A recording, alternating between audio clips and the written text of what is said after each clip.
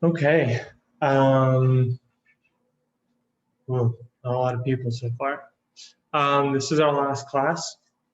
Make sure everything's muted. Okay. Yeah, this is our last class. Give me one moment.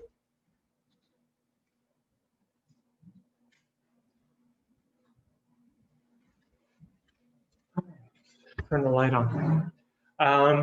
So I wanted to do a review. Rehearse this that well, but a review of many of the ideas that we discussed, starting from like the objective of the course, and then showing how we kind of pulling everything together, showing how we covered a lot of details, and then I have a few like projects that we'll get through sequentially, depending on how much time we have, and considering that there is no class after this, this would be your opportunity to ask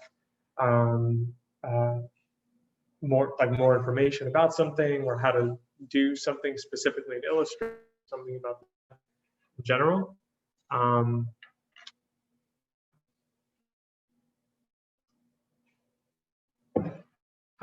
Someone emailed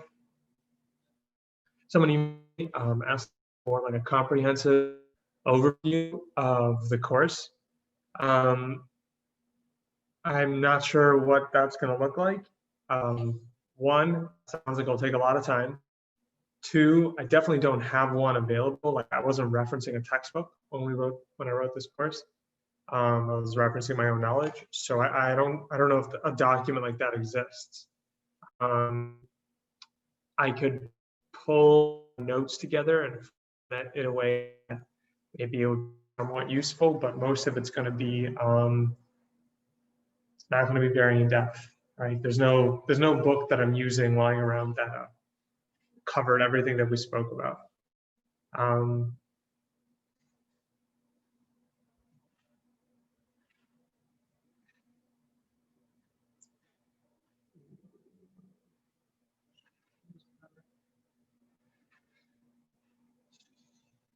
Okay.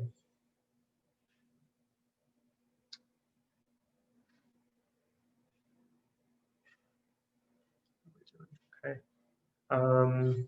Again, any questions from the question and answer window? And let us begin. That's a mistake. Okay, so we started off this course, or the premise of this course was that the idea was to help you get a job doing graphic design after the course. And the way I understood it, right, is that you would have to leave with some kind of practical knowledge. So although it wasn't advertised as a course where you have to learn Adobe Illustrator, like it wasn't called an Illustrator course, practically speaking, the only way you could get a job doing graphic design is being comfortable with some kind of software. And Adobe Illustrator specifically is one of the few programs that you're basically expected to know. We ran through a few job roles, postings, and what they were expecting. And the main things that they expected you to know that I kind of highlighted as things that are within the scope of the class is Adobe Illustrator, typography, color theory, visual composition, and logo and identity design. Now, each of those subjects could be an entire course on its own. And, you know, there are people that dedicate their careers to specializing in one of those areas. Some people design typefaces. Some people are expert Adobe Illustrator users. Some people are great logo designers. That's all they do. They don't do posters or they don't do invitations. They only do logos. So it was kind of a cram course where we're kind of covering a bunch of things, but my main thing was that I wanted you guys to leave with some idea of how to use Adobe Illustrator so that you could continue on your own, like journey in graphic design where like you could decide to focus on one thing and learn it on your own using tutorials and available information. But I just wanted to introduce kind of the conceptual part of graphic design, like all the typography, color theory, composition, and then also give you some practical tools to get started on your own. And I think like we covered all those things we set out to do. We covered them to some extent. So I'm going to quickly run through one of the things, which is, well, actually, I had a few more things on my notes. We spoke about like the difference between art and design, and I realized that like we spoke about how like the main difference between art, like just being an artist and a graphic designer, is that you solve a problem. And we didn't get into that too much. We kind of just mentioned it and moved on. I think it's because it's a little conceptual to teach in this kind of course, which is more practical focused. Which is more practical. But that is a key understanding, is that graphic design, you're always trying to solve some kind of information problem or visual problem. You're not just putting pretty things on a page. And we spoke about a few different categories that exist within design. We spoke about brand design, editorial design, packaging design, ad design, and web design, right? These are all the categories where they use the tools that we introduced to in this class, and then they specialize in a specific medium, specific limitations. So we didn't really focus on any one thing. We kind of just went through all the essentials. It'll be up to you to choose what you want to focus on and what you want to get really, really good at. But to break down a couple of the categories, we spoke about brand design pretty, I would say, in depth, based on like what was available in this course at the time. So branding is like a marketing tool to sell the services or the products of a business. And specifically when it comes to brand design, it's about choosing typefaces, it's about choosing colors, it's about making illustrations, a logo, naming, all those different things are part of what a brand designer does in some way. Now we have editorial design, which is editorial design is designing for newspapers, magazines, and books. But it could also extend to websites that present information you would find in a paper, magazine, or a book. So it's designed for long, heavy reading, make it interesting, engaging, and very, very readable. Okay, so let's start by talking about typography. There are two major categories in typography. The first is called serif. Serif typeface or has these little legs that stick out on the ends. And it's kind of traditional. It feels kind of traditional. And usually it could be easier to read for longer pieces of text, like books, textbooks. So this is what a serif typeface is. A sans serif typeface, the word sans means without or missing, is a typeface where the legs are removed and it's more streamlined, cleaner, and this is better for smaller, like short paragraphs or sentences that you present at a time. So it's for light, easy reading, not for in-depth reading. It also is more modern, literally because it was created later.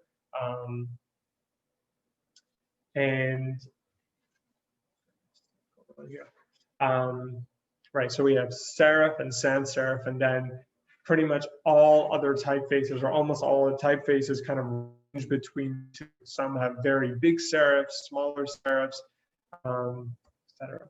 Then there are script typefaces, or typefaces that reference the work of someone's hand. Right, that's very fluid. There are different, the contrast in the typeface references someone's pen, and this doesn't really fall into serif or sans serif. It's kind of a different, its own category. And finally, kind of another category, but not really a very big one, is called a display font, which is a font that isn't really, I mean, this kind of script falls under it as well. It's a typeface or a font that isn't really meant to be used in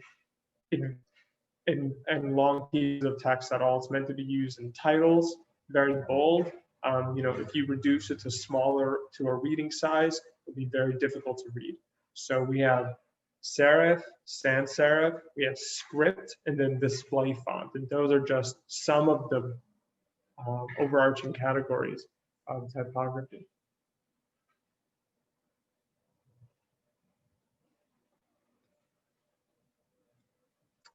Now, within typography, the way we're going to talk a little bit about the spacing, how spacing is structured within a font or typography. So the majority of our letters, our alphabet, will sit on something called a baseline. And the baseline will obviously dictate like where the majority of the alphabet of the typeface will sit. It also helps us decide how much space. We'll see later on how do we choose space between two lines of text. We're usually not we don't usually edit a baseline, but it's good to know that it's there. Then we have a cap height. A cap height is the mark of the capital letters in a typeface.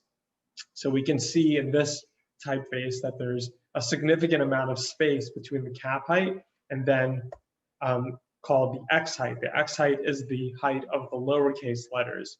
So we can see there's a significant height difference between the two, and that is good for, you know, the more contrast you have between things, it can make it easier to read. Again, like long pieces of text, like a book. If everything looks very similar, if all the alphabet look very similar, it's going to get very difficult to read. So when you have these big differences between a capital and uppercase and lowercase letters, it increases legibility. And again, if you reduce that, let's say I would make the X and the Y of these letters bigger for whatever reason, I edited it, I made it bigger, it would make it more bold and also make it feel more as a single unit instead of a bunch of different letters. Now, when we talk about, let's talk a little bit about the pieces of a typeface. So we have something called an ascender and a descender. So let's start with the descender. A descender is any part of a letter of an alphabet in a typeface that drops below the baseline. So we can see this kind of tan line that the H and the H, the I are sitting on top of, and then we see the bottom of the G, the bowl of the G, it's called a bowl, drops below the baseline. And if there aren't many instances when that would be the case, but again, it's just another detail that typographers, people who design typefaces, something they include. You can see here that the bottom of the Y, it's called the descender. Now, the ascender would be any part of a lowercase letter that extends above the X height. So again, right, this G will show us that kind of the line that sits on top of this lowercase g is called the X height. It's the line that marks lowercase letters, and the H extends beyond it, even though it's a lowercase letter. Again, right, this is the X height, and let's say this, I don't know, let's say this arm of the left arm of the Y would extend upward. It would be called a ascender. Now, the space within letters, are called counters, and the size of the counter will determine the size of the counter will determine the amount of contrast that we have in the typeface. If we look at the sans serif typeface that says counter closed, right? I'm just using it as a way to label things, but we could pay attention to it a little bit. We can see that the counter space between in the C and the O and the E is very even, very consistent all around. Versus this G, it's a little thinner at the top and thicker at the sides. It's just another detail that distinguishes different typefaces. So what we're looking at here is a closed counter, and then there are open counters, which basically means there's gaps inside of letters, but they're open. They have like a doorway or a window. Think of it that way. And again, we can see that there's a difference in contrast. When it's vertical, it's thicker, and then as it becomes horizontal, it becomes thinner. That's just a detail in this typeface. Now let's talk about something called tracking, or or adding spacing between letters. So tracking is pretty much adding a bunch of space evenly between a bunch of letters. So we can see that the way I did this, I didn't move each letter. I went to the settings and I tracked it out. I added a bunch of space. I can also track it in, which means I reduced the amount of space between each letter. And then kerning is adding space to each letter individually. So what I did here is I went to a setting in my program and I just added a bunch of space to the whole word. And then kerning, as we can see here, I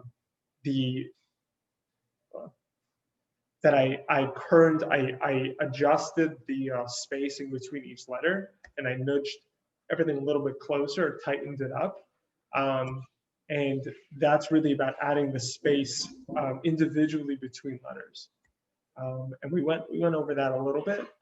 It's more, it's not something that you have to do. It's something that over time you'll probably notice, oh, this really needs a little more space, a little less space. I need to adjust it myself. The typeface doesn't do it. You can see here the difference between the green is my version, the way I kerned it, and then the gray is the automatic setting of the font. You can see that there's a difference in spacing. So we were talking about adding space horizontally, but there's also space vertically, space in between lines, and there's something called letting. I wonder if I have no. Letting is the space between lines. It's measured from baseline to baseline. That's not really something you're going to notice so much when you're using Illustrator or some other text editing program, but I guess it's just good to know, like a secret. So this would be auto letting. It's automatic. This is what the font came with. And this is, I'm adding a lot of space to it. And maybe this looks kind of nice and modern and classy maybe in some way, but there's a problem in that the space between the lines of typography is bigger, if it's not the same size, it's bigger than the line of text, which means that our eyes will have to struggle a little more to read from line to line.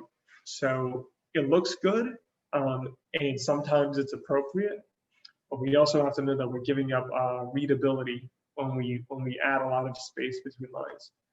And this is kind of the opposite. We're taking away a lot of space where the letters of the line under it are touching, and it's kind of aggressive and stuffy.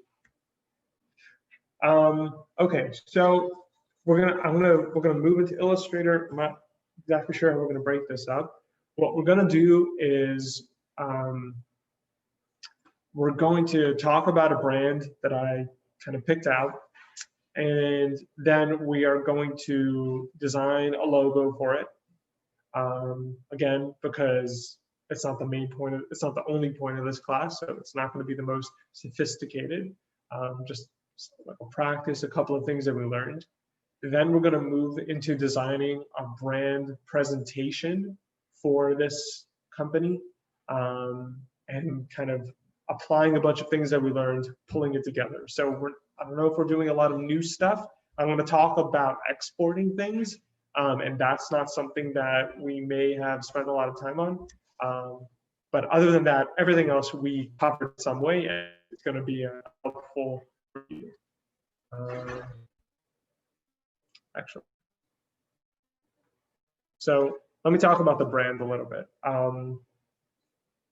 So the brand is called Phil and Bill's Ice Cream. It's an ice cream company, a kosher ice cream company based in Pittsburgh. Their packaging is pretty ugly. It's because it's just two fathers who make ice cream in their basement and sell it in the local kosher grocery store. They don't really distribute it anywhere. Maybe they'll make it for certain events. So these are a couple of photos of the packaging. I thought it was pretty bad. And okay, so I took some notes. I researched the company a little bit, just to kind of pretend that we did our necessary research. So they make ice cream breads. Their tagline is traditional methods, modern flavors, kosher twist. Questionable tagline, not very catchy. But so their ice cream is called, it's super premium ice cream. So it means that it has a very low amount of air. It's very dense and the very high quality ingredients. It's also locally sourced, which basically means that they don't really buy like tons of milk or ingredients from companies. They go to local places, farms nearby, they'll buy milk and ingredients from them. They sell 1 quart of ice cream, and I just, for reference, because I didn't know what a quart was, a quart is 32 ounces. Or I didn't remember what it looked like, really. So that would be 32 ounces. They sell that for $7. They have 25 flavors. And one of the owners of the company, there's an interview with them, and they say, we think ice cream is meant to be fun and not healthy. So I think we can. I think we can like pause there, I guess. Let's say that was our creative brief. We sat down, we spoke with the clients. Oh, we need new branding, and we think ice cream is meant to be fun and not specifically healthy. Okay, so we're looking at their current logo, and we're going to go and design our own version quickly. We kind of just run through that process. So.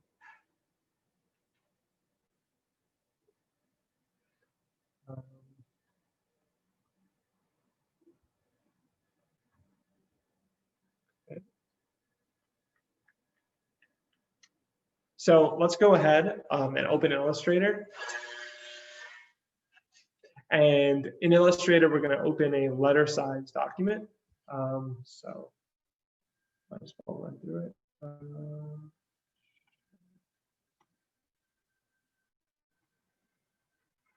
Sure. Okay, so I'm going to click Create New. I'm going to go up to Print Precess Letter. Let's name it Phil and Bill's Ice. I'm gonna make the orientation to be portrait. Color, I'm gonna make the color to be RGB because we're not actually gonna print this. So change it to RGB and ignore that. I'm gonna ignore that little, okay, create.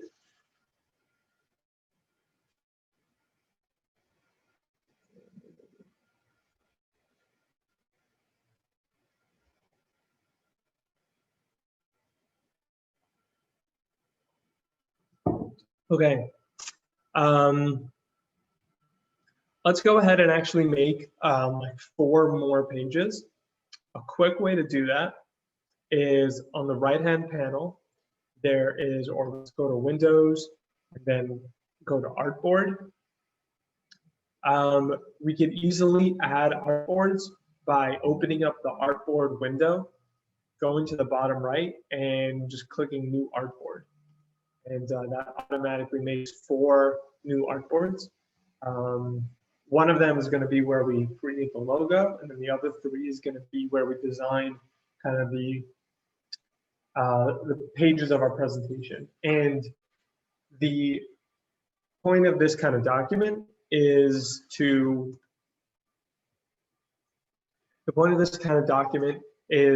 right, you design a logo after talking to your client, and now you need to present it to them. And part of presenting a logo to a client is kind of selling them on it, getting them excited about it, helping them how, this is the right option.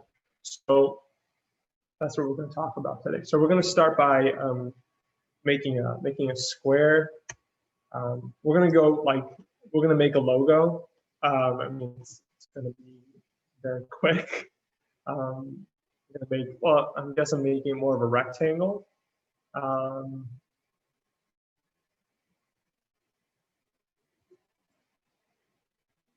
Basically, I want something that looks like this, like 2 rectangles, and pull it up. I want you to see the final product, so you can get a taste of what we're going for.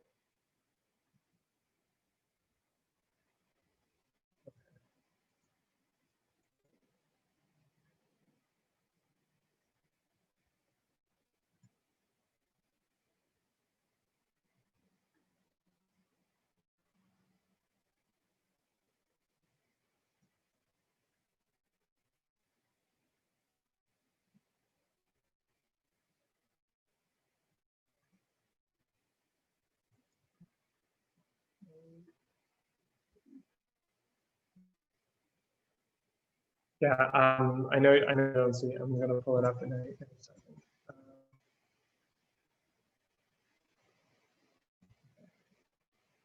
So this is what we're going to end up creating, right? We have this P that's like licking its lips, thoroughly enjoying some ice cream, and then the presentation is going to look like this.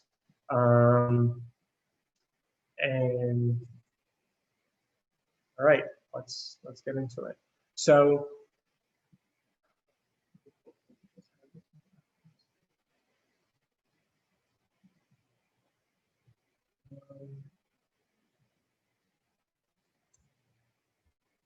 okay, so we're going to start by kind of recreating this P, that stands for fill.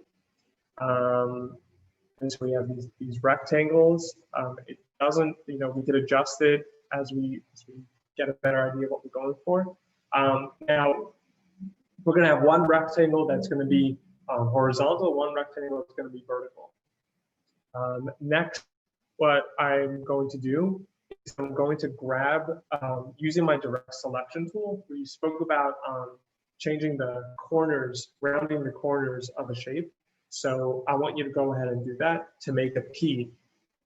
So that's going to be the right hand, all the way in the right hand, the 2, making a P out of rectangles. So we're going to grab the 2 corners using our direct selection tool, and hovering over the kind of the circles, I'm going to pull them in until I have something that looks like that, right, rounded like a P.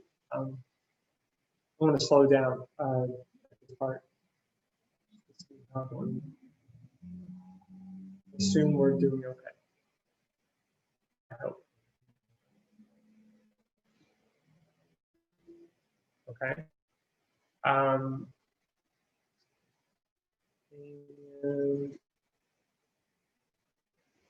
that, just messing around. Okay, so now the way, if you like what it looks like, then let's go to our Pathfinder window. That is not what I wanted. Window, let's go to Window, Pathfinder, and then the first option, The first option on the top row will be unite, and that kind of groups everything. Or we learned about the shape builder tool last class, so that's Shift M on your keyboard, Shift M.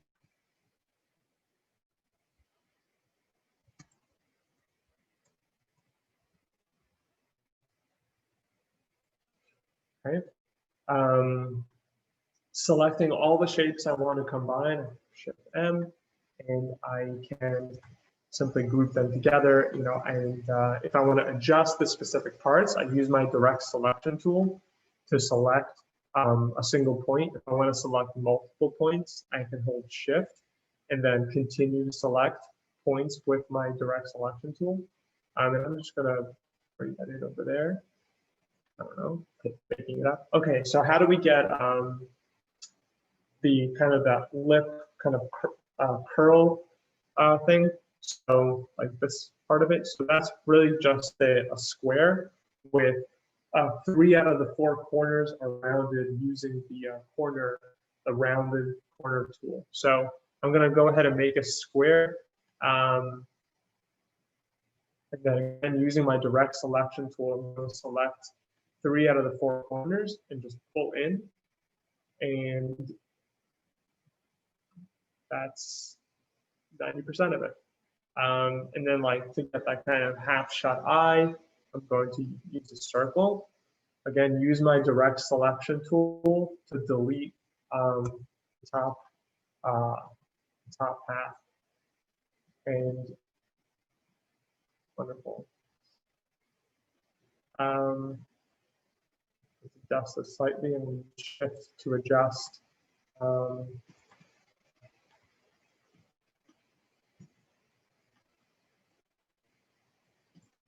Do I have a question?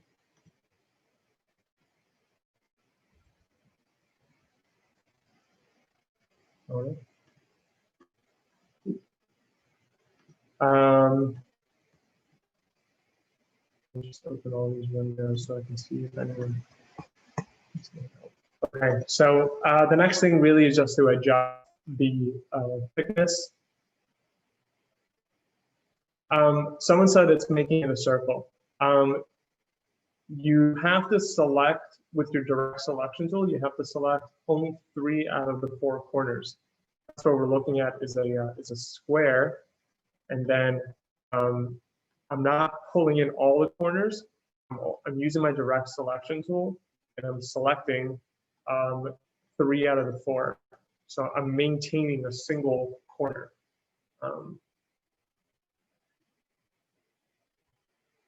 So that is that. Okay. Does that make sense?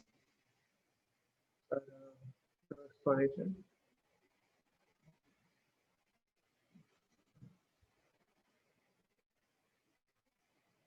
Right. So the person who's having trouble with making them round, you have to only edit. You have to only edit 3 out of the 4, and the way you select only 3 out of the 4 is by holding Shift down on your keyboard.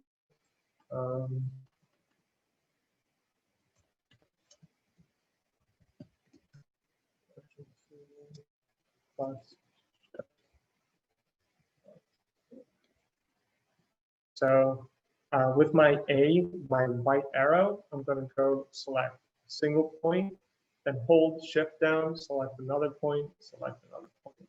And now you can see I only have circles next to the corners I selected and not this last corner.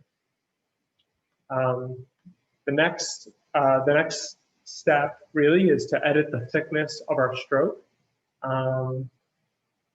So we go to the right-hand panel, we go to the stroke window, and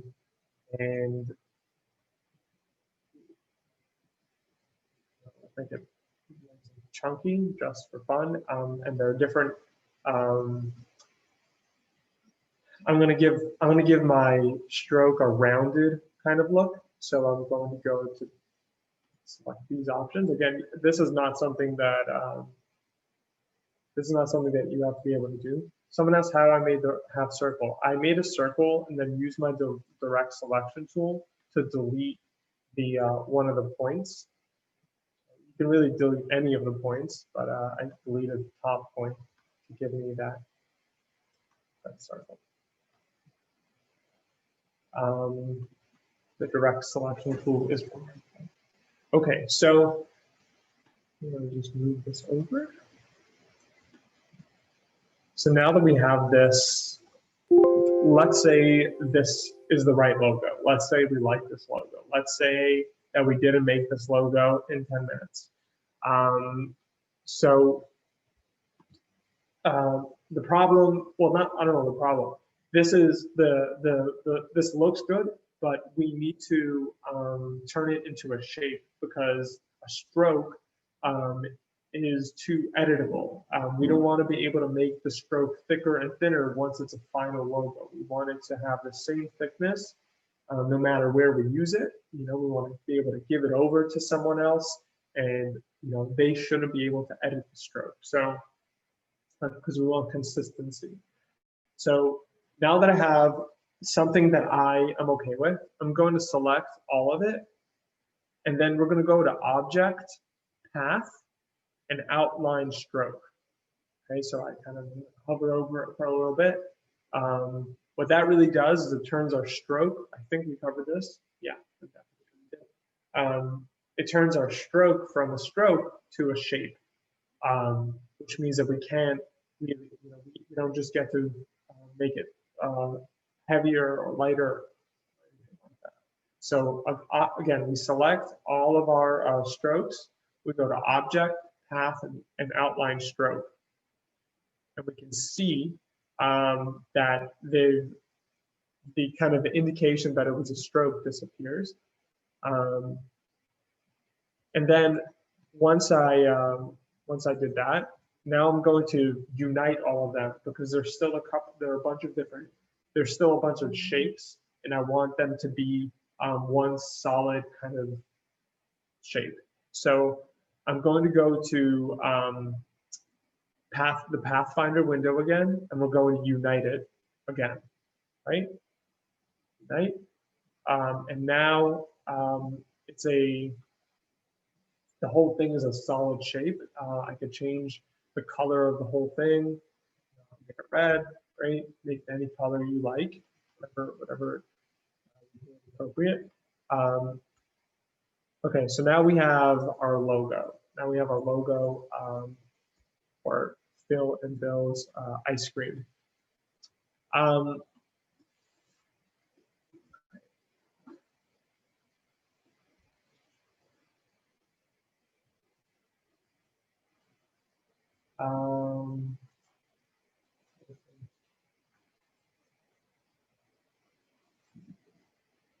Okay, let's start by making, we're going to be making a lot of margins.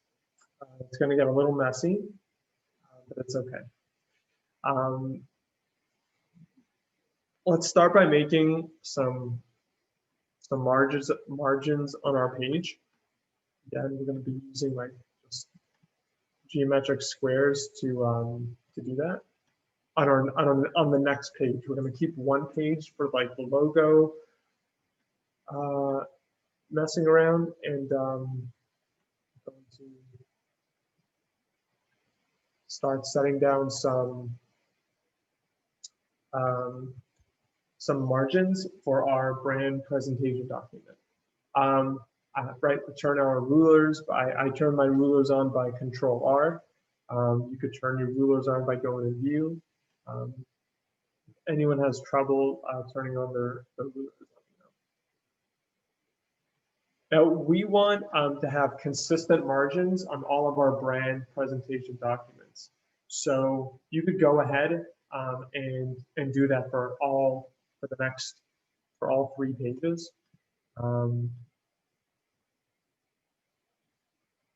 And we already have there's something convenient, we already have the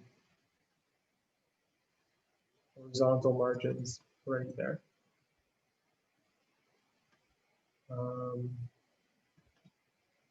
How are we doing? I'm curious, are people just watching? Which totally fine if you're just watching. But I'm curious. So besides the pace. And then right, we want to make sure our guides are locked so that I don't move them around when I'm designing. And we can, very easy ways is right click, and then we can, my guides are locked, but if they weren't, you just click lock guides. Okay. At this point, I'm going to save the document, and we're going to go do a little bit of a lecture and come back to this. Okay, so Control S, desktop, saving it, right, fill and builds ice cream.ai, Illustrator file, save as type as Adobe Illustrator.ai. That's good. That's good for me right now. Save it. Oh, and I definitely skipped that. What I did is I pressed Control S on my keyboard to save. You can just, that's the default settings. I don't need to change that. Or you could go to File, and then you can press Save, File drop down. All right, great.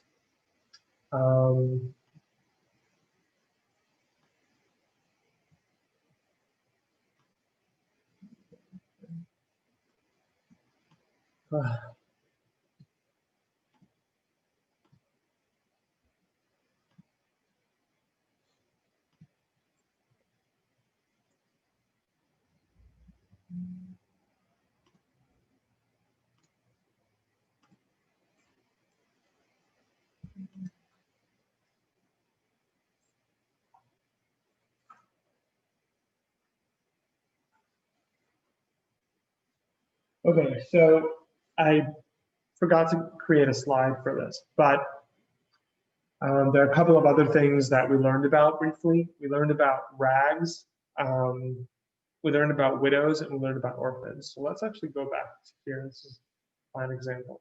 So a rag, like R-A-G, is the name of the shape that's created, kind of like this invisible river, on the opposite side of what our typography is aligned to.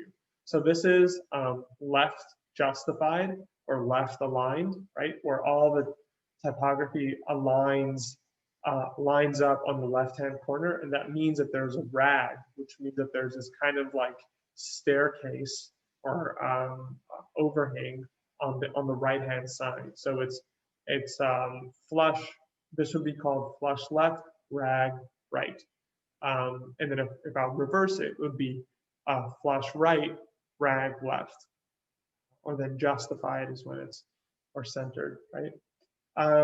So we don't have any examples, unfortunately, of a widow and an orphan, but they're both names for a word. Let's say we have this entire paragraph over here, and let's imagine that one of the words kind of was bumped off to their own line. So that's not good, because it usually, the chances are that someone will, the reader will miss that word, or there's a chance that they might miss it. And so that's just not good. That's just not professional. So anything, we always try to make sure that there's never just one word on a line by itself or on a column by itself. We always try to make sure that if there's a bunch of words, a whole paragraph together, that it's clear that it's part of a paragraph. And you could adjust that by adjusting the leading, the kerning, the size of the font, maybe changing the font itself to one that has more room for more words per line.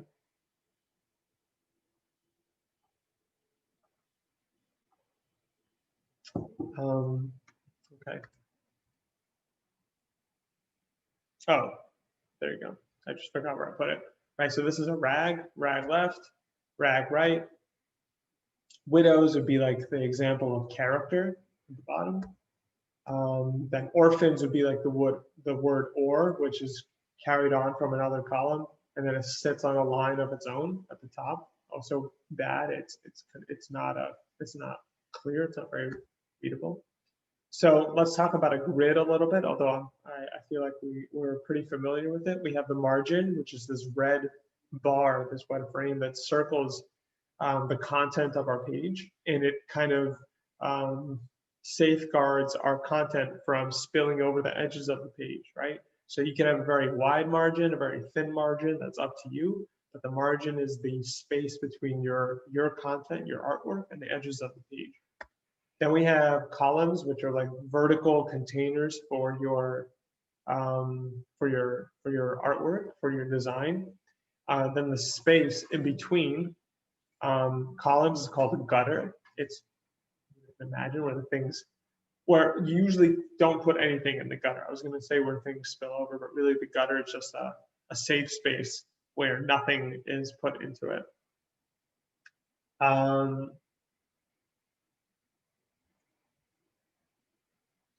Right. Okay. And again, let's talk about color very quickly. We have RGB, which is a color mode for digital designs. It stands for red, green, and blue. And RGB is something that's called an additive color, right? We can see that when the red, green, and blue overlap, we have a white, and then versus a CMYK, which is for physical design, like the way color is processed on physical, on a printer, physical platforms. When the colors overlap, it makes black. So it's very much a difference between how digital color is processed versus ink color is processed. And CMYK stands for cyan, magenta, yellow, and black. I don't know why K is not a B. I have no idea. That's just the way it is. And it's not difficult to switch between RGB and CMYK. You can change your files very easily. But CMYK does have fewer color options. So when you're designing in RGB, your swatch palette may show more colors. They're usually more vibrant, more saturated, more rich. And then in CMYK, they're usually less vibrant, less rich. And that's the reality. It's just more flexibility when you're using digital color.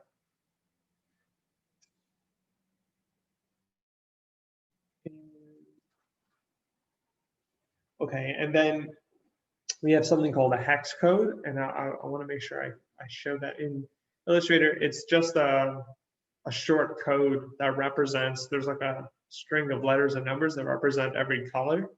And it's usually used for web design, but I personally use it as a way to easily transfer like a color from, let's say, Illustrator to Photoshop. It's a very easy way to transfer color. I don't know how accurate it is. I can't imagine it's super accurate, but it's a very easy way, quick way to transfer specific colors. You can see that we're really blowing through this stuff. So the next thing that we have is orientation. Orientation is how information is, I think, let's pause. Let's go back to Illustrator, and then we'll go back to this. Just break it up.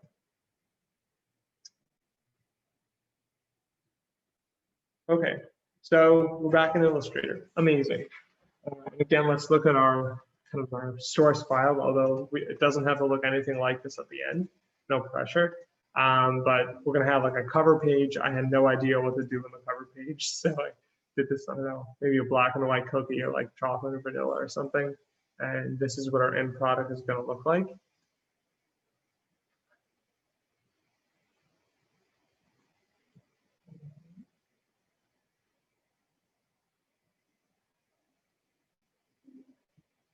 All right, so let's get started. What we're first going to do is we are going to make a couple of rectangles.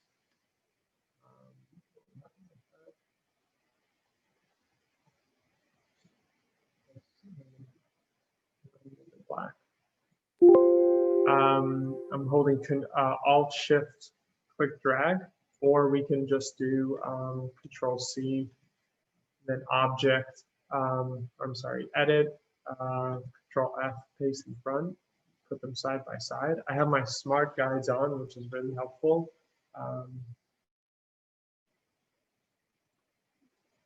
Right, which is really helpful. Okay, so again, I want to be clear. Like, I know you guys know how to make squares and rectangles. So if you want to like do your own design and try something out, go ahead. I'm just kind of moving through the steps that I took to have this complete document. So I'm kind of doing this like relationship between like, you know, I'm using rectangles and squares to kind of break up my content. So I'm going to make square starting from the bottom left corner. Then I'm making another one and I'm scaling them both up to the edges of my artboard. And then I'm going to, just to show you what's going on here, right?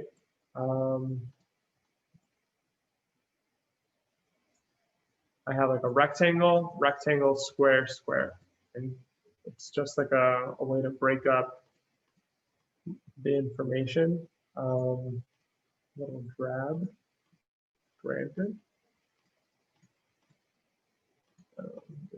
All right. And we could toggle our guides because sometimes it's not always necessary to see what they look like. We're going to toggle our guides.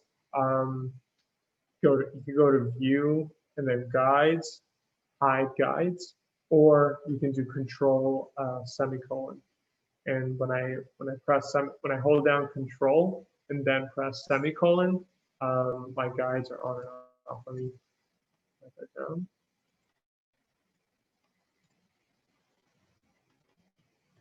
Control plus semicolon equals show.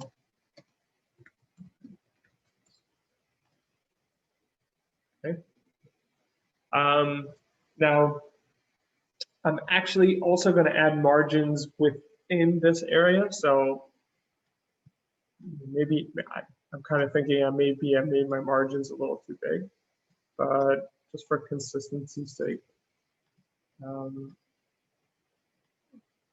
show you what I mean in a second, and then you can choose.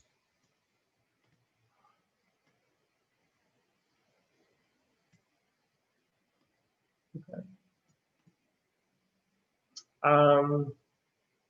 Yeah, my margins are too big.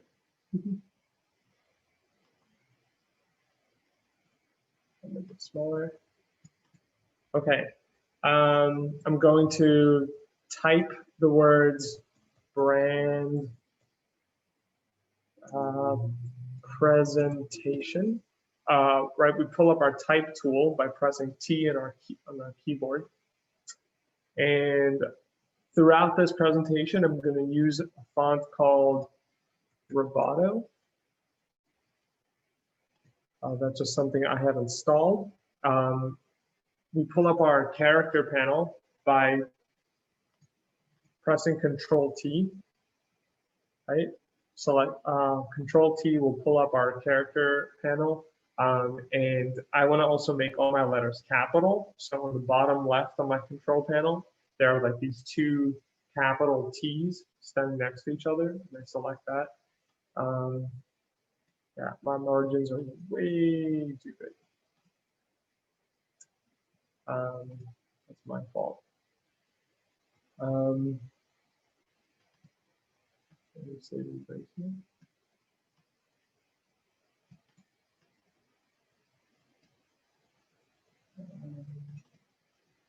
Unlock it. Okay, sorry. Just want to get it right.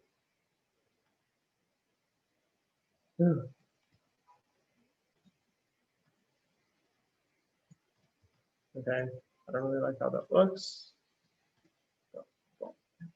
I'm going to write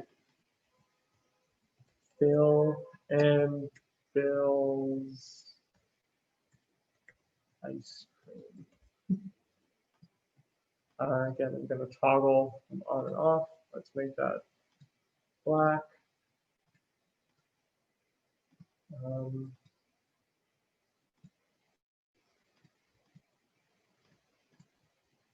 Boom. Okay, great. So that's what I've got.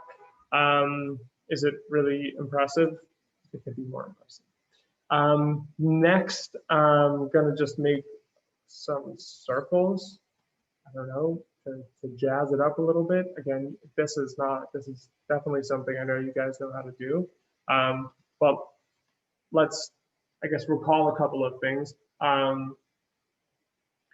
We can easily change the color of something by selecting a shape and then pressing I on our keyboard to get this kind of eyedropper tool. The eyedropper tool means that I click on a specific region of color and it will adopt the color of that area.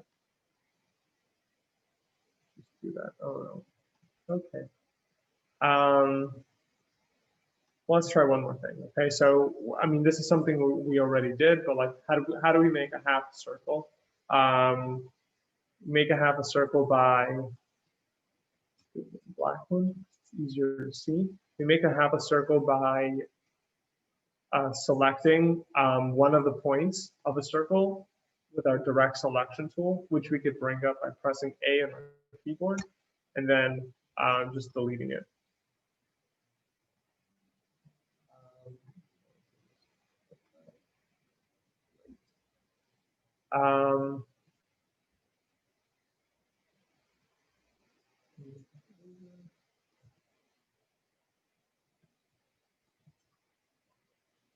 Okay, well, let's pretend we like this, or let's pretend that this is good enough for now. The next kind of step is we're going to move on to designing the logo page.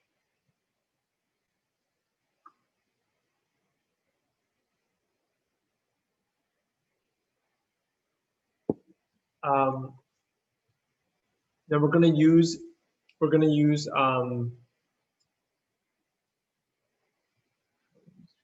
turn my guides on.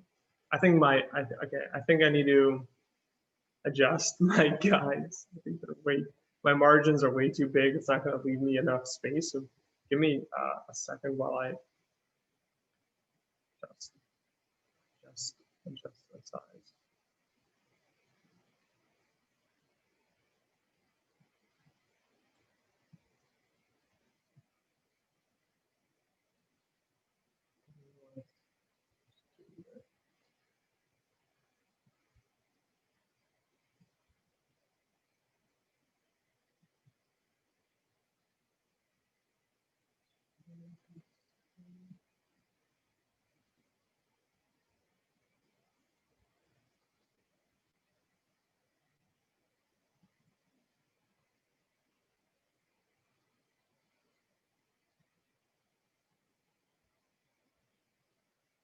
Okay, great. Now I'm going to go lock my guides by right-clicking. All right, so let's just drag those kind of rectangles and squares that we used on the first like the cover page, and let's drag that over. I selected all of them by selecting the first one, then holding down Shift, and then clicking on all the other shapes that I wanted to select. You could also just recreate it by starting by making two kind of squares at the bottom and having them span to the edges of the artboard.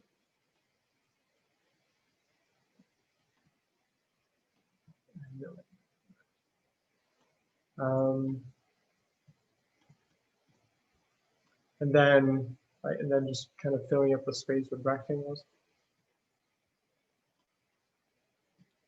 And my smart guides are letting me know when I've reached the center. Okay, great. Let's do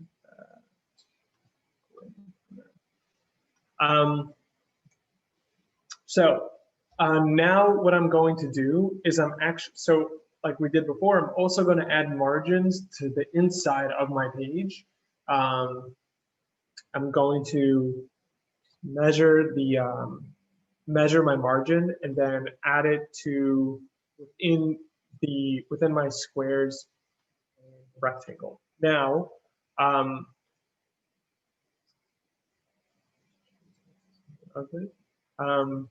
now we spoke about alignment a little bit. I'm sorry, I'm looking at the wrong screen. We spoke about alignment a little bit, and I wanted to go over that very quickly. So let's say I want to align this pink square to the top of this gray square. What I'll do is I'll select both of them, and I select both of them. Either I can just drag over both of them, or better, I can select the pink one, then hold Shift on my keyboard and select and click on the other shape. Now, when I do that, you can see on the top right, there's this alignment bar. There's all different options where that will help me align my object. Alternatively, we have an alignment window on the right-hand panel. Let's see, I open that. Okay, so I want to align this pink square to the top of the gray square. Now, if I just do that, well, in this instance, it worked out really well. Sometimes Illustrator will pick it up, but sometimes it won't.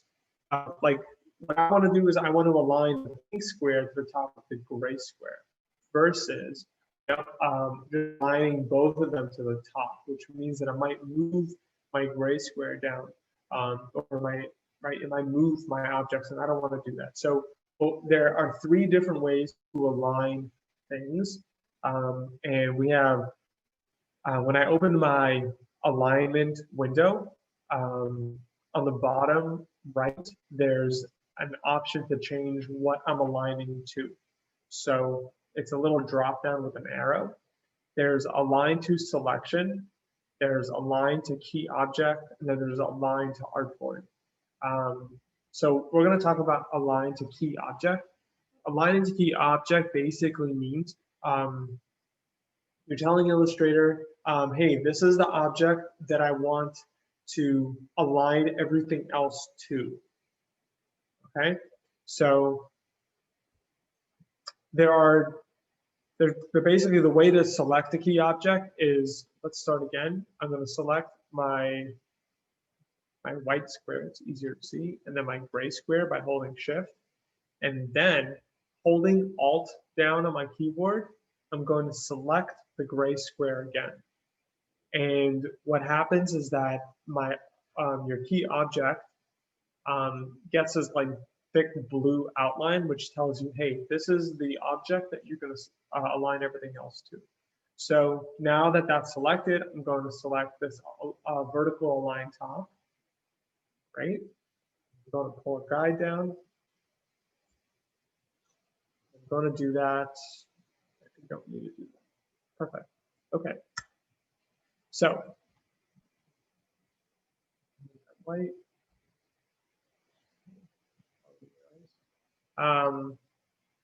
Now, what we're going to do, let's reference the design. We have a title for each specific section on a page, and that's what we're going to use our margin for. Then we have the logo being presented in black and white. Then we have some typography that we picked out, colors, and move on to showing how the logo and then the symbol and the word mark work together, illustration, and then some kind of a mock-up, an example of how the whole brand would look on, let's say, a bag. Okay. So let's see how far we can get through this. So let's start by typing out title logo. And I recommend keeping one font throughout this example, really, because this type, because I think with this kind of like presentation where the main content is your artwork, you kind of want everything else to be in the background. You don't want to have anything crazy, tons of different fonts, blah, blah, blah, right? You want us to focus on the logo and your branding choices.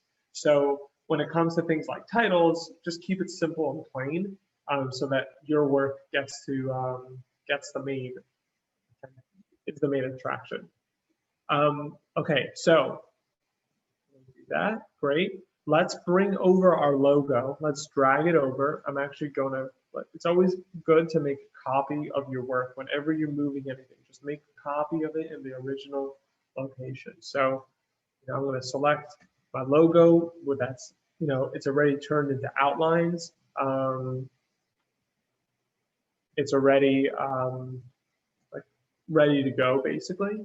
And I'm gonna drag it over to my, I'm sorry. I'm going to drag it over to my logo presentation page. Okay. Now, the same way we used key object to align certain stuff, we're going to do that here, right? I want my logo to be dead center. I want it to be in the middle, aligned exactly in the middle of this kind of black rectangle. I want it to look very neat and orderly. So I'm going to select my logo. I'm going to select the rectangle. Again, hold down Alt and click on the black rectangle again, because I'm telling Illustrator that is going to be my key object. That's what I want the logo to align to. And then I'm going to open the alignment window, and I'm going to align to center and align to middle. And I'm going to do that for the other as well. Hold down Alt and select the background. Okay, superb. So now, right, we're going to make one logo white. We're going to make one logo black. And this is kind of acting on one of the principles we spoke about. The rules of a good logo is that it works in black and white. So what better way to present the logo to show, hey, this is a good logo. It works really well. It follows the rules than showing it in black and white. Another reason is because color a lot of times can warp how things look. It can, the red can be a little overbearing, it could be a little too funky, and it can really decide if a client will like or not like what you're presenting. So it's good to, when you're presenting logos and designing logos, to keep it in black and white, and then you can add color once you have the structure, the main design already done and ready to go. Another interesting thing, just a random fact, is that the way our eyes work is that white on black looks bigger than black and white. It's just the way, just the way our eyes work. I think that's the principle. So there are fonts that are designed to be used on black surfaces, and they're adjusted a little bit, or really fonts that are used on black and white surfaces, they might have different settings for black surfaces versus white, so that they look consistent. Kind of interesting. Okay, so we have our logos lined up. Now we're going to start with our presenting of our typography. We're going to make a title at the bottom left kind of square. Right, typography. And this is an opportunity to kind of show someone had a question.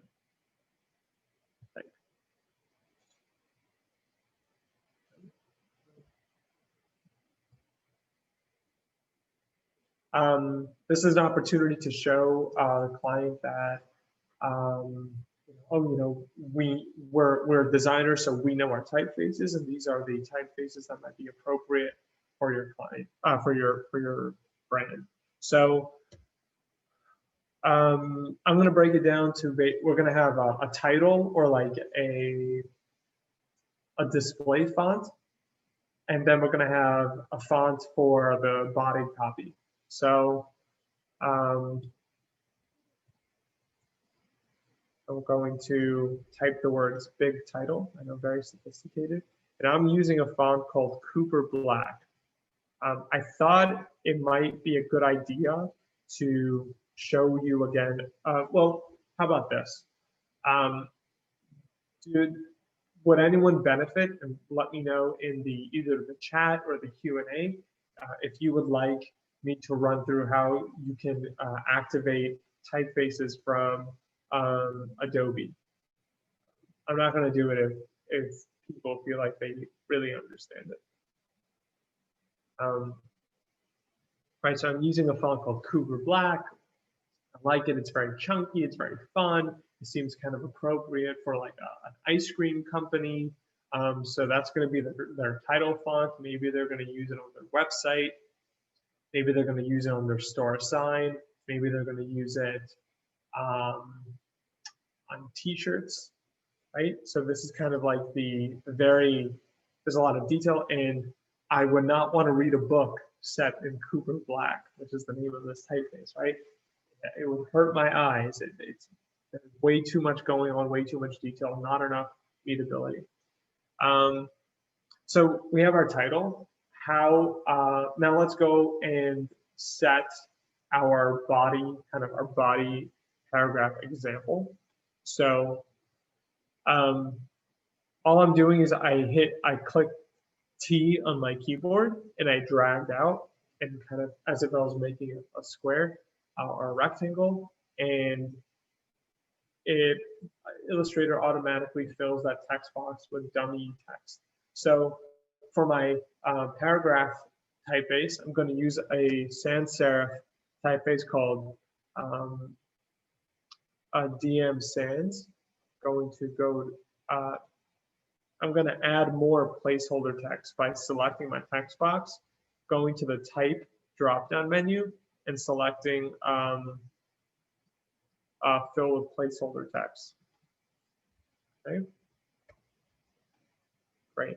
Now there are a couple of, I'm going to edit it just a little bit to make it look nicer. First, I'm going to make the typeface a bit smaller. Then I'm going to play with the paragraph alignment. We spoke about this just a bit, but I'm going to show you some of my, the way I like to edit type just a little bit. So with my text box selected, there's an option that appears on the top right corner called paragraph. And I could select that. I wonder if it's available in the Windows panel. Type, yeah, you can go to Window, type paragraph if you want to see it. Okay, so there are different ways to align your text. And there are different options, and you can play around with it if you'd like. So what I'm going to do personally is I'm going to go to the alignment option called Justify with Last Line Aligned Left. And make it a little bigger. Still doesn't look very good. Nope. Maybe I won't do that. Maybe I will. I'll stick to it. I can adjust the width of my paragraph. Okay. So not spending too much time on it. Let's say I like how that looks. So what that does basically is it removes the rag from my paragraph from every line except the last line. So it looks very even and geometric, kind of clean, and it works for this very short, brief, very short and brief paragraph. Now the next thing on this page is we're going to do color. So I'm just going to drag that title over, and I'm going to set a margin at this area because again I want like visual consistency at least when it comes to presenting something like this with a lot of pieces of information. So change that color. And this is definitely a part. Well, actually, this is interesting. We spoke a little bit when we spoke about color. We spoke about something briefly called the 60-30-10 rule.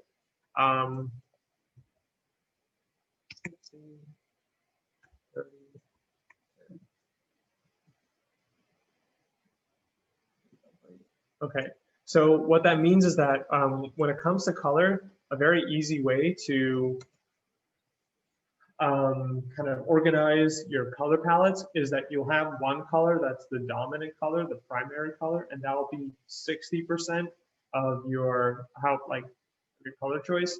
Then there's the secondary one, and then there's the accent color.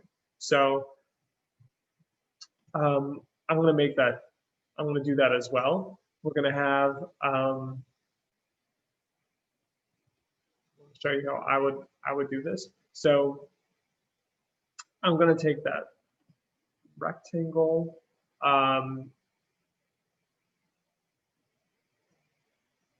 Okay, so now I have two even rectangles, and I'm going to use three colors here. I'm going to use red, green, and yellow. These are just default colors from Illustrator.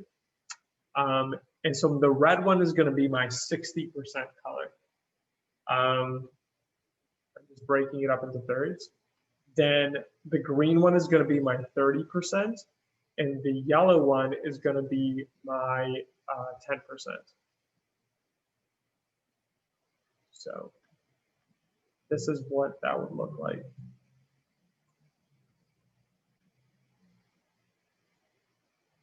Okay. This is like how I'm proposing to the brand that they should use the color. The primary color will be red, the complementary color will be green, and then yellow. I mean, these are really garish colors, granted. But makes for good demonstration. Okay.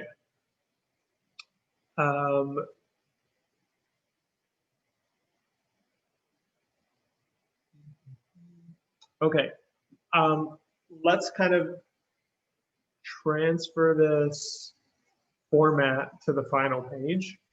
Then I'm going to go back and do one last lecture. I mean, I'm not getting a lot of questions, so I'm assuming that people are on board.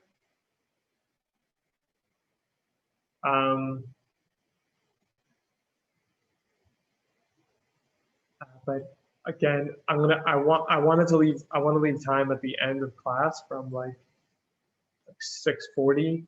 I'm sorry, 9:40 to the end of class for people to ask questions if they would like. It's up to you. Okay, so let's kind of like copy this format over. So I'm going to do it. I'm actually going to flip it this time, if that makes sense. We have the rectangles at the bottom, the squares at the top.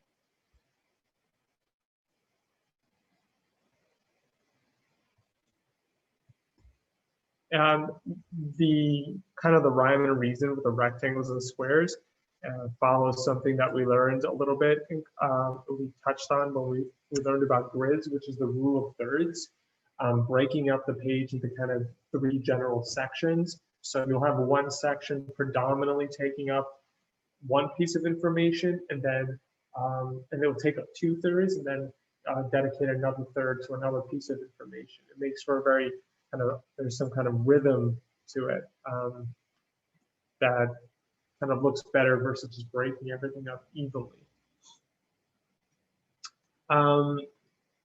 Okay, so this is how I'm going to leave it. I'm actually going to only keep two rectangles. And let's finish up.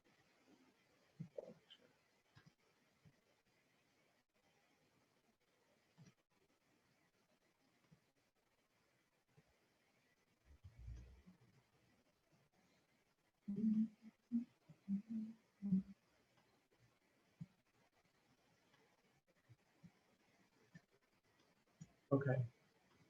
Now, the next kind of thing that we spoke about in design is the general flow or of our visual, how we see things, or composition. So first, in the Western world, we read English and most Western languages from left to right.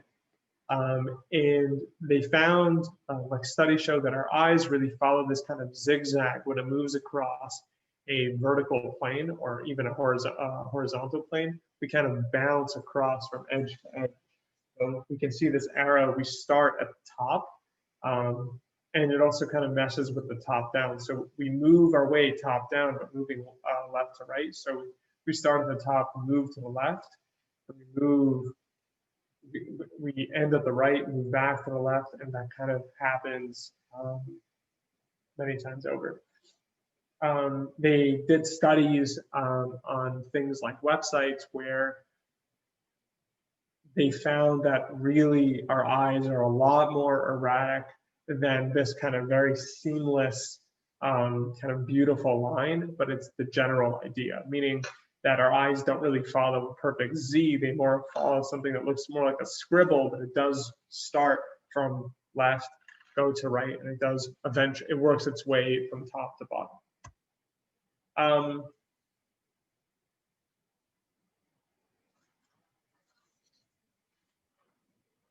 Okay, yeah, so the final thing that we're going to do, and before this class is over, I want to, irrespective of where we're holding in this, like designing the presentation, I want to show you how to export a PDF that you could then like pass on to clients or present to clients. And we're going to talk, I want to review a few different file types. The first file type is called a PDF. A PDF, I have no idea what it stands for. I didn't write that down. I'm sorry. Let's take a step back. This is like all the way to the beginning. We spoke about vector and raster. A vector file is a kind of graphic made with lines and curves and different points. And what that means is that a vector can be made, a vector file can be scaled up, can be made really big, and could be scaled down and made really small without losing quality. And that's unique when you compare it to something called a raster image or bitmap or pixel-based image that's made up of a bunch of squares. And that means it's kind of like a puzzle with a bunch of pieces, and you can't make that puzzle have more pieces.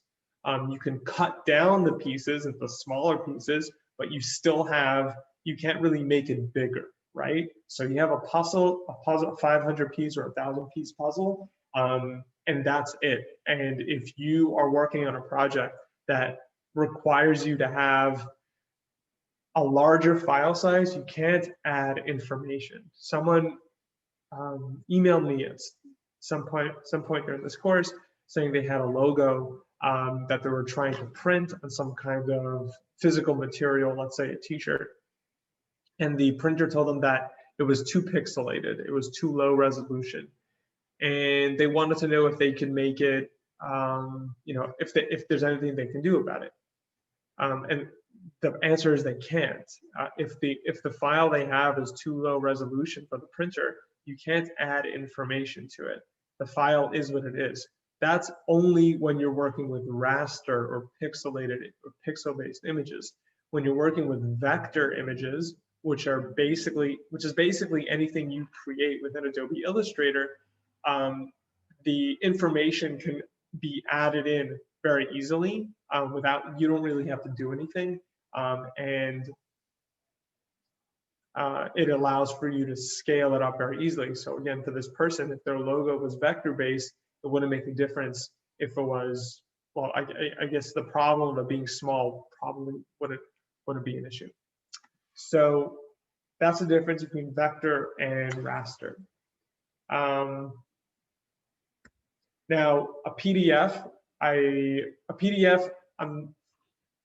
have it written down here as a vector image. I would actually want to check that because vector kind of file format, because I know it can hold photos. Well, let's say for now that a PDF can be a vector kind of file. Then the next kind of file, where those files class.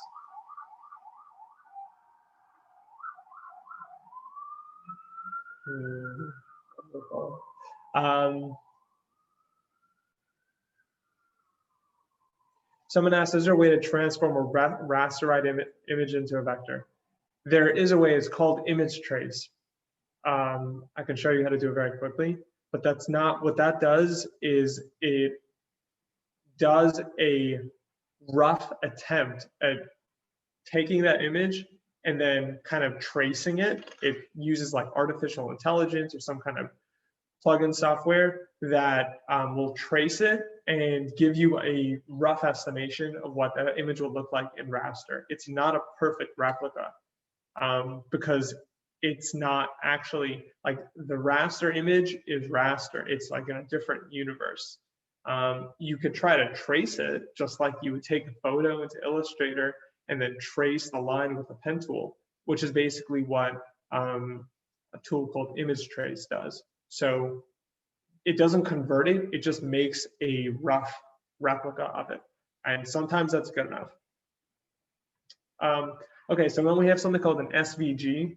An SVG file is a file from Illustrator.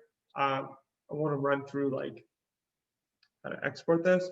That it's basically taking like a single, let's say the logo from Illustrator that we're designing. You can export it as an SVG and hand it off to someone, and then they could import that into Illustrator and edit it very easily. So it's very convenient when it comes to passing along a specific vector file instead of the entire Adobe Illustrator file. Then there's a PNG and JPEG. PNG, the biggest difference between them is a PNG. One allows you to share, the images are higher quality, and it allows you to share transparent images. And JPEG doesn't allow you to share transparent, and it's usually more compressed. Yes. Okay. That's everything for me.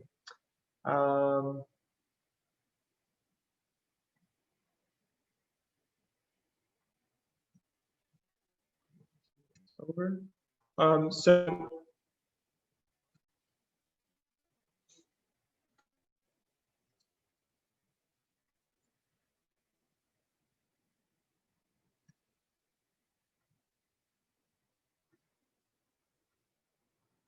So I wanted to show, I'll show you guys what image trace looks like, okay?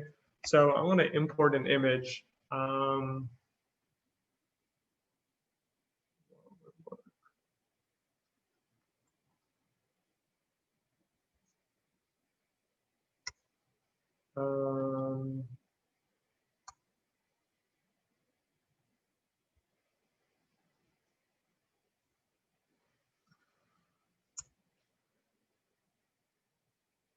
Well, let's say I'm importing this. Hold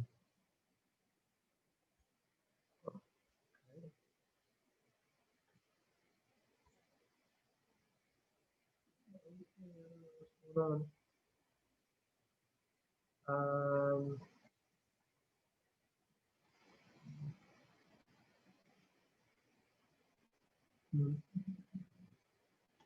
right, let's say this. Yeah. Okay, so this artwork by Renee McGree. Okay, so this is a pixelated image. If I zoom in, we can see the pixels, right? These are kind of, imagine, our puzzle pieces. Our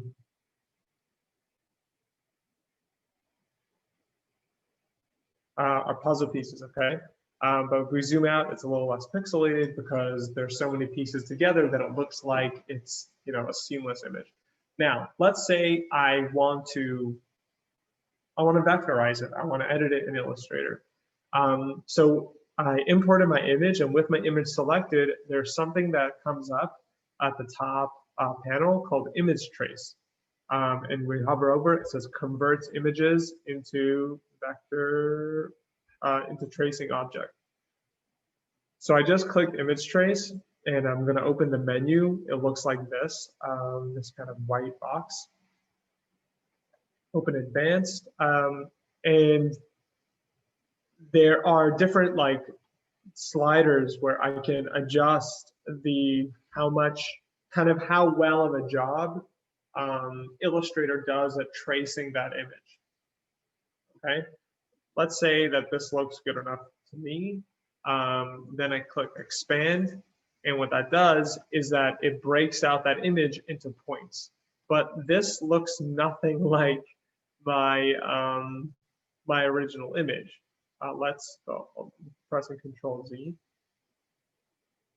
And let's say I do color, high fidelity photo, right? So there are different versions. So now we can see that Illustrator, again, it traced it, it kept the color, it broke down the color fields, but right, and now it's no longer pixelated. Let's put this in. Now it's a bunch of shapes layered on top of each other. Again, this is totally, and I could edit it all I want, but it's not my file. It's not my file exactly. It's like a rough estimation of my file. So that's image trace, and we kind of breeze through it. It's not a very accurate tool. It's good to use for turning your sketches into rough ideas, but it's not a very accurate tool. And like I wouldn't really use it in a very serious way. Okay. Again, let's turn back to my kind of source file, and now we're going to do, this is called the lockup, where you have the symbol and the word mark, which is the kind of the logo in words, or a word-based logo put together. So I'm going to start by this upper section. I'm going to type fill and fill.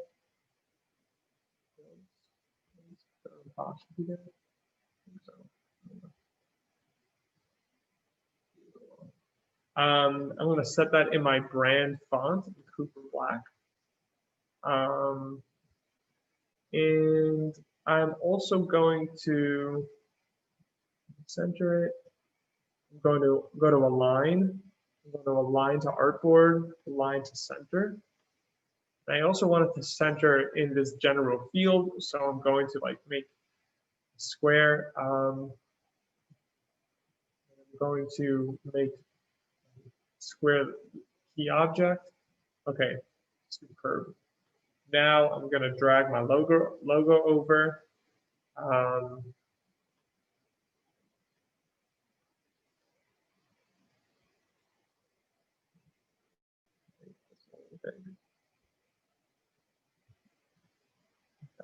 Smaller, again, center. Great. I wanted to show you something that you could do very simply to edit your text. Let's say hello, well, okay. I'm going to set that in the secondary font. Set that in the sans serif font that I'm using. I'm going to make that uppercase. Okay, I'm going to make that much smaller. Okay, so in alignment, we also learned how to distribute things evenly. So that I open my alignment tool at the bottom left. It's distributing it according to the artboard. Do that. Okay. So what I want to do, what I want to show you guys what to do is I want to show you how to curve your text like that, like kind of like a subtle smile.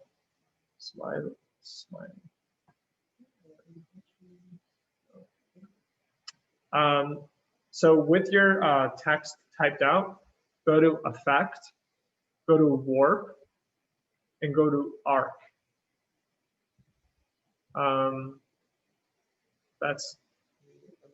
do that again.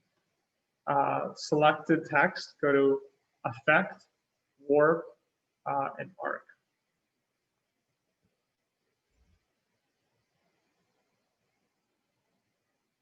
Okay.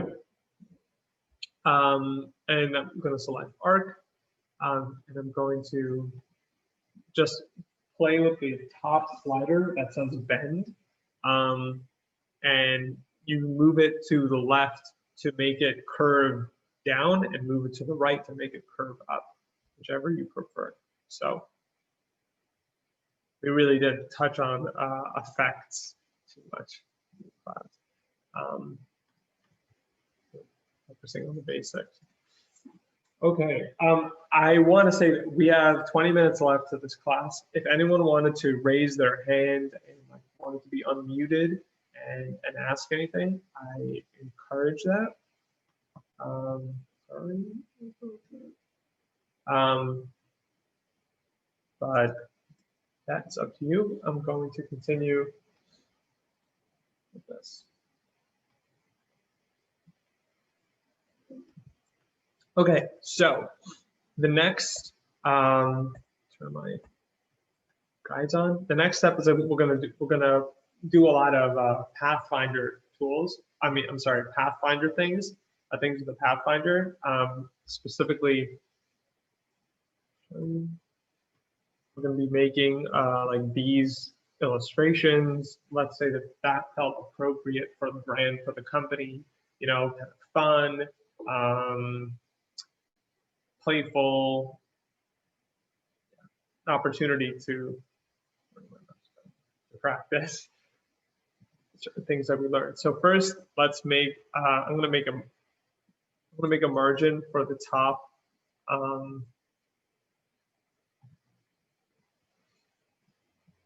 My title.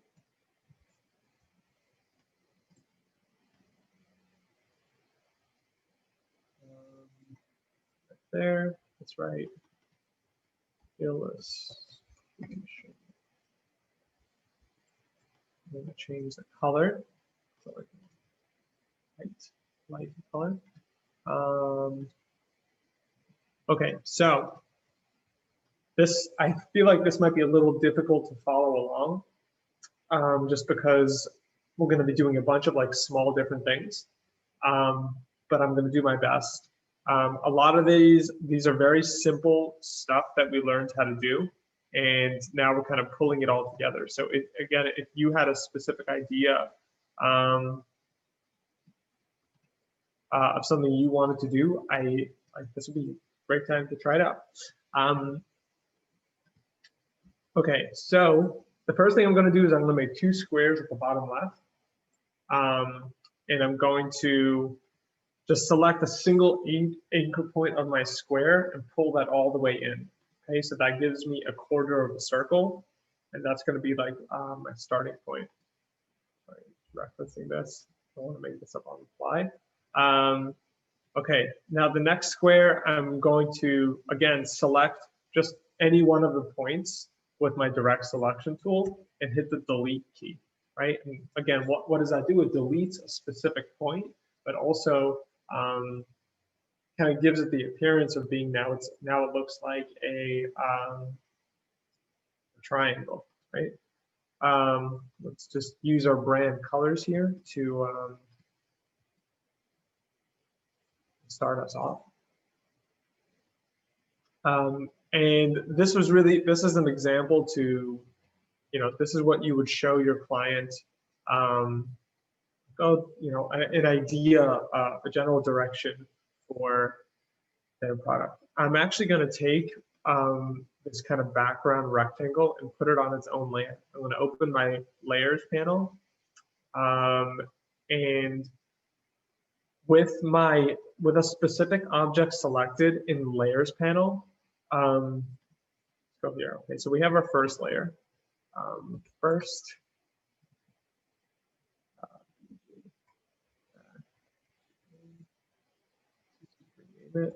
Okay, so I made a new layer and I called it background. And I want to show you how you can easily drag a specific object from one layer to another. So I'm going to select this, this rectangle, and when I select it, a blue square will show up all the way on the right-hand panel. I'm sorry, all the way on the right-hand part of my square.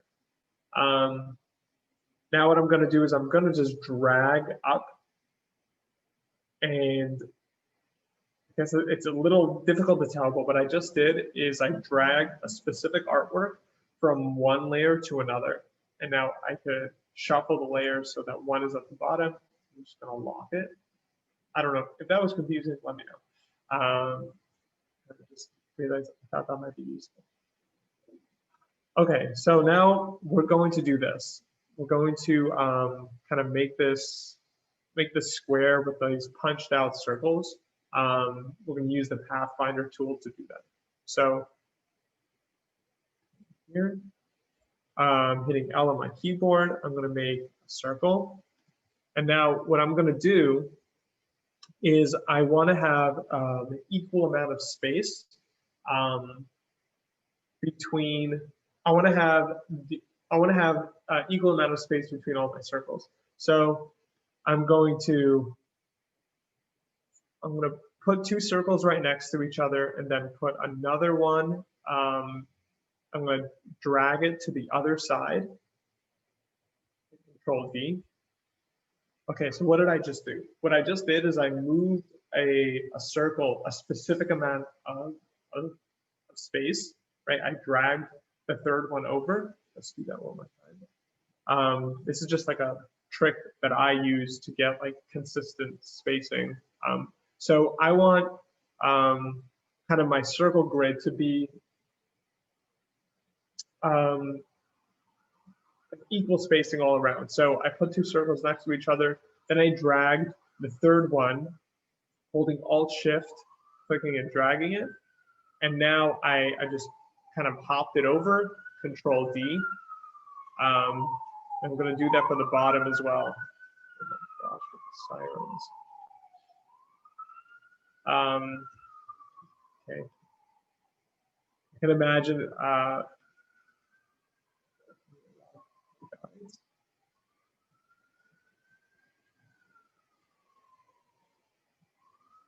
okay, so that's what that looks like. If you have any questions about that, I would be happy to go over it. So with my circles and my square all selected, I'm going to go to Pathfinder and then minus back, or minus front, sorry.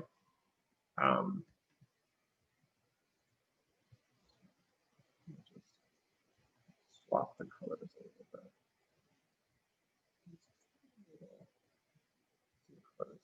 Okay. We have 10 minutes left, so I wanted to run through saving the PDF, and then we'll continue editing this. I'm gonna take go to save. Okay, great. Now, let's see. Okay, so I'm going to go to File, and I'm going to go to Save As.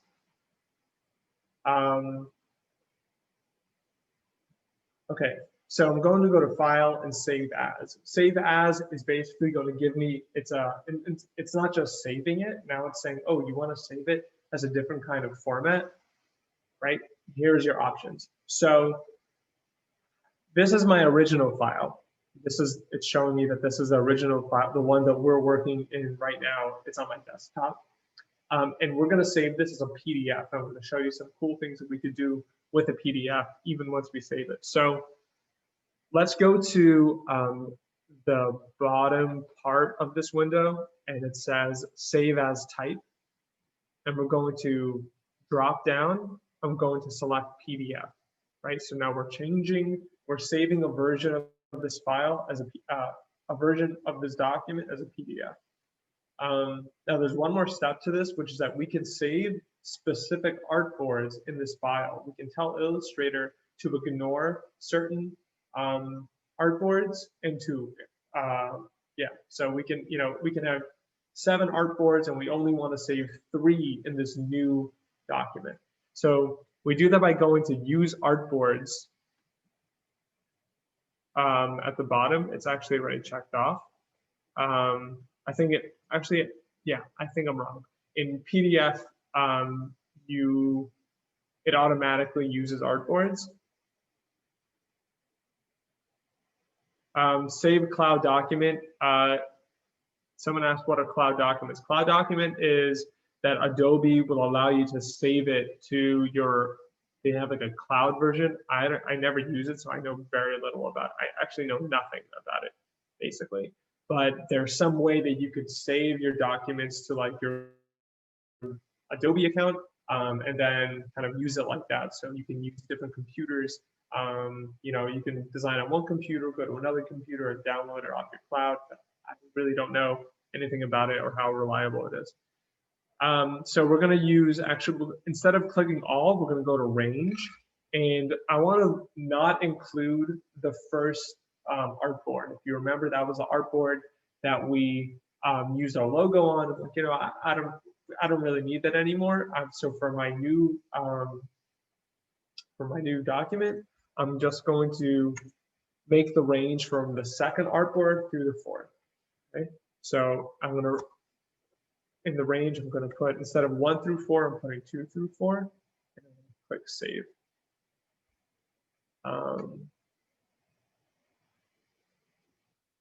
Okay, a bunch of different elements. I really don't change any of these. We don't need any printer marks. Although, yeah, Illustrator default is great.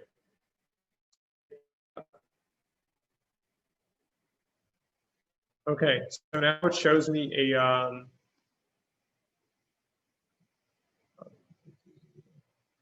version. This is what it will look like. Change.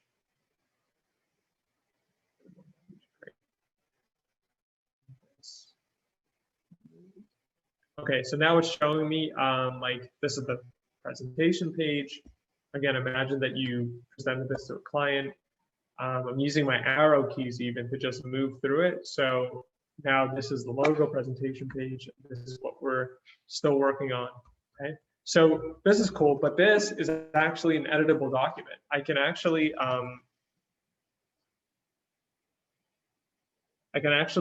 bring that PDF into Illustrator, edit it, and then when I save it, that PDF that we just saw will be updated. So I'm going to close this. Close this.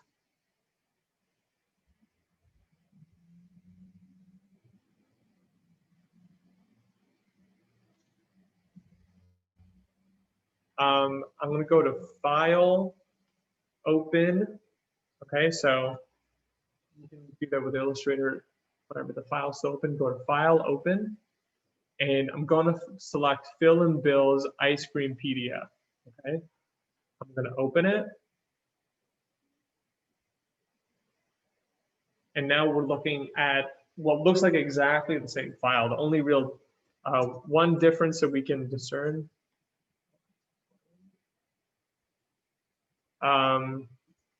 Save that.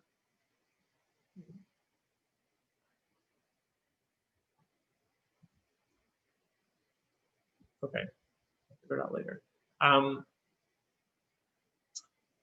So now if let's say I change it, let's say I'll like duplicate this like quarter of a circle, Control whatever, Control V. Then I don't know what I'll do here. I'll make some strokes.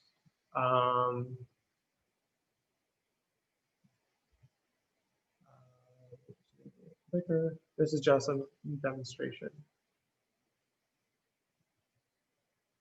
Okay, so right, we added some elements, right? We added some elements.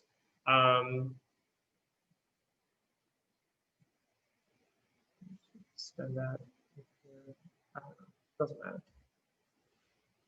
When I press Control S, right, to save it, it now shows me document. I toggle through it, and we can see the added elements. So this is great when you know that you're going to be working on a document that that you're going to eventually be sending to a client. So you could save as PDF, save a version of it as a PDF, and then every time you edit it, every time you hit save, it's going to update that PDF. And then when you're done and ready to go, you can attach this to an email and send it off to a client. They can look at it, and it's a live document. You can constantly be updating it. At the same time, it's ready to be presented. So there are 4 minutes left to this class. So if anyone had any questions, now would be a good time to ask them.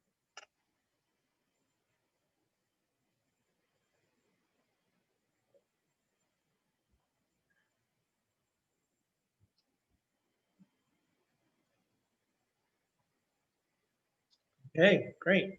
You can still feel free to ask questions. I'm just going to continue kind of doing this. And this is kind of obvious, right? We're making strokes.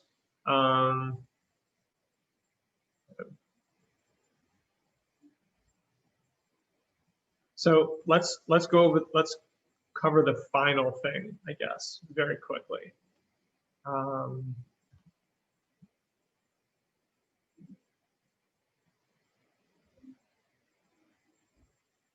Someone asked, what do you suggest for further practice? That's a great question.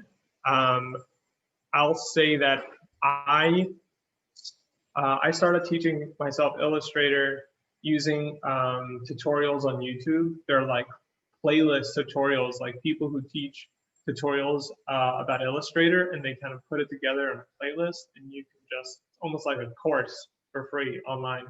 And that's how I went through a bunch of those on my own. And I can include a link. I can include links to that in the, right, like every class we have in our general class folder, every class we have notes and links, Google Docs. So I can include a few links to specific things that you can watch if you want to watch something. Or you could, I would say, is to challenge yourself to try to do things. So let's say you want to do like a vintage logo, right? Like an olden time logo. Google olden time logo Illustrator tutorial or how to, and their chances are there'll be some article that comes up or video that comes up that will walk you through the steps of doing that. And then after practicing, recreating what they did in the tutorial, you could then kind of take what you learned from it and apply it to your own creative idea. So that was a great question. And it takes a while to get really good at it and really fast at it. But then the whole point is to let the tool, right, let Illustrator or the computer or whatever to become, to get out of the way so that you could express your visual ideas very freely. So, okay, class is over. This was my first time teaching a class online, a class about graphic design. So it was a very new experience, and there was definitely a learning curve. So I appreciate you guys sticking through. And there's occasionally I get feedback, but the general consensus is that most of you found this class pretty valuable. So that makes me feel good. I'm glad. Someone.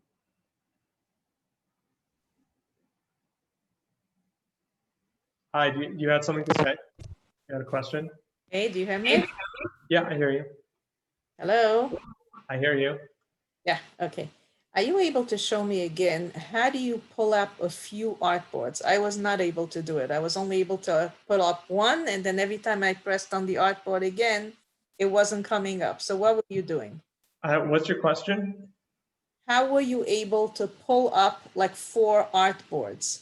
I was only able to pull up one. And then when I went again to the artboard, I just couldn't pull up another one. I don't know what you mean by pull up. Meaning to say to make another artboard.